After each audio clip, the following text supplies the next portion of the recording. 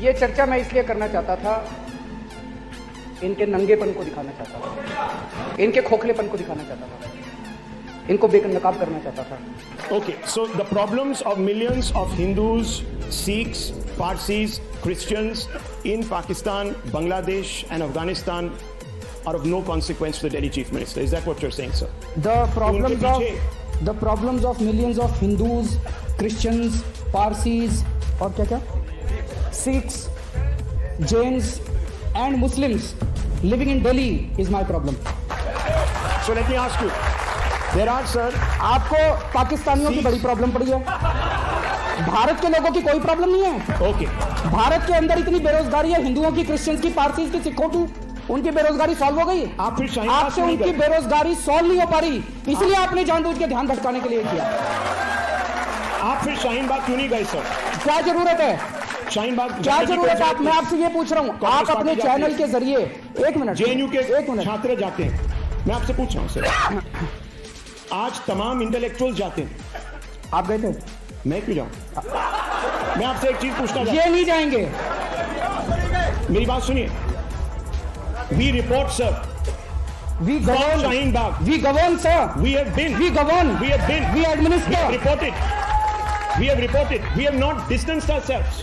We are amongst Shahinbag. We have not distanced ourselves. Even sent one We have leader not to distanced Shahinbag. ourselves. हमने Why, school sir? चलाए, हमने अस्पताल चलाए, हमने सड़कें बनवाई, हमने सीसीटीवी कैमरे लगवाए, हमने जो उन्होंने देश के अंदर बवाल मचाया है, But Shahinbag नहीं। उन्होंने पूरे देश के अंदर जो बवाल खड़ा किया है, वो Sir? इसलिए खड़ा किया है कि उनसे बेरोजगारी नहीं संभल रही। But Shahinbag, उनके देश के अंदर जो अर्थव्यवस्था का बुरा हाल है, इनकी हिम्मत नहीं है अर्थव्यवस्था के ऊपर बात करने की, इनकी हिम्मत नहीं है बेरोजगारी पे बात करने की। वो लोग इतने पावरफुल हैं, इनका चैनल बंद करा देंगे। इसलिए सारा दिन सुबह से शाम तक केवल और केवल हिंदू और मुसलमान, हिंदू मुसलमान, एक मिनट मुझे बोलने दीजिए, केवल 24 घंटे हिंदू मुसलमान करते हैं। ये देश सारे धर्मों से बना है, ये देश सारी जातियों से बना है। इस देश के लिए हर व्यक्ति अपनी जान कुर्बान करने के लिए तैयार है, और जो लोग इस देश को बांटने की कोशिश कर रहे हैं, उनके मंसूबे कभी सफल नहीं होंगे। ये देश कैसे आगे बढ़ेगा? ये देश तब आगे बढ़ेगा जब इस देश का हर बच्चा शिक्षित होगा। ये देश तब आगे बढ़ेगा जब इस देश के अंदर स्कूल, अस्पताल, यूनिवर्सिटी, कॉलेज बनाए जाएंगे। ये देश तब आगे बढ़ेगा जब इस देश के अंदर साइंटिफिक कैंपर बढ़ाया जाएगा। ये देश तब आगे बढ़ेगा जब यहाँ पे सड़कें, नालियां, गलियां, पानी, बिजली दिया जाएगा। ये देश सीए और एनआरसी से आगे नहीं बढ़ने वाला। ये देश में सीए और एनआरसी केवल और केवल हमारे लोगों को बांटने के लिए किया गया है, लेकिन हमारे देश के लोग बहुत महान हैं, वो कभी भी बटने नहीं वाले। वो इनके और बीजेपी के मंसूबों के ऊपर पानी फेरेंगे।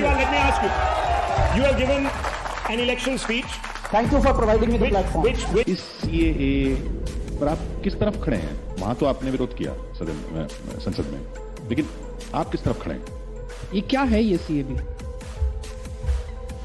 कानून आपने विरोध किया जिसमें पड़ोसी देशों से जो शरणार्थी जो वहां धार्मिक वजहों से प्रताड़ित हैं, उनको नागरिकता का रास्ता खुलेगा। इसमें कौन से देश? पाकिस्तान है, बांग्लादेश है, अफगानिस्तान है। वहां से किस को कह रहे हैं आएंगे लोग? धार्मिक रूप से जो प्रताड़ित हैं। कौन से धर्म के? वहां पे तो देश के मेजॉरिटी धर्म तो इस्लाम है, तो बाकी जो धर्म है, हिंदू हैं, बौद्ध हैं, क्रिश्चियन हैं, उनको बुला रहे हैं जी।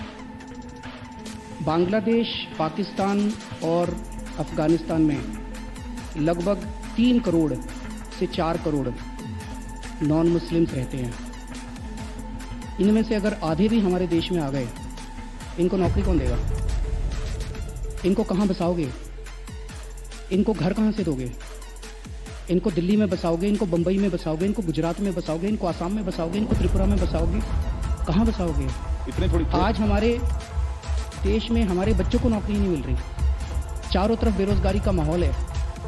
हमारा पहला मकसद तो अपने बच्चों को नौकरी देना होना चाहिए। हम उनको नौकरी देने की बात कर रहे हैं, पाकिस्तानियों को और अफगानिस्तानियों को और बांग्लादेशियों को नौकरी देने की चिंता कर रहे हैं। अपने बच्चों को तो नौकरी देने पहले। दूसरा, मैं आपसे प्रश्न पूछना चाहता हूँ, वहां से जो लोग आएंगे उनके पास डॉक्यूमेंट्स नहीं होंगे, तो वो डॉक्यूमेंट्स कौन बनाएगा? उनको कैसे होगा? उसी का तो रास्ता खुलेगा इसलिए। और इतने सारे नहीं आएंगे जितने आप कह रहे हैं। भारत सरकार देगी उनको डॉक्यूमेंट्स, ऐसा आप बता रहे हैं। तो जो पाकिस्तान से और बांग्लादेश से आएंगे, उनके लिए भारत सरकार डॉक्यूमेंट बनाएगी। और हमारे देश में एनआरसी होगा। एनआरसी में जिसके डॉक्यूमेंट्स नहीं होंगे उसका क्या होगा? वो एनआरसी से बाहर होंगे, वो देश से बाहर होंगे।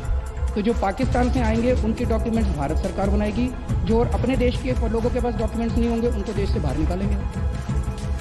यही है। मैं समझना चाह रहा हूँ, मैं भी अभी तक समझा नहीं हूँ ये कानून है क्या चीज़। सर पे एक सवाल पूछूं। प्रधानमंत्री जी ने एक ऑल पार्टी मीटिंग बुलाई थी, उसमें आम आदमी पार्टी को आमंत्रित नहीं किया गया था। क्या विचार है आपका चाइना को लेकर और देश में जो इस समय जो पूरा एक इस तरह का माहौल बन रहा है चाइना की पॉलिसी को लेकर, कहाँ आप मानते हैं आप केंद्र सरकार के रिस्पॉन्स को?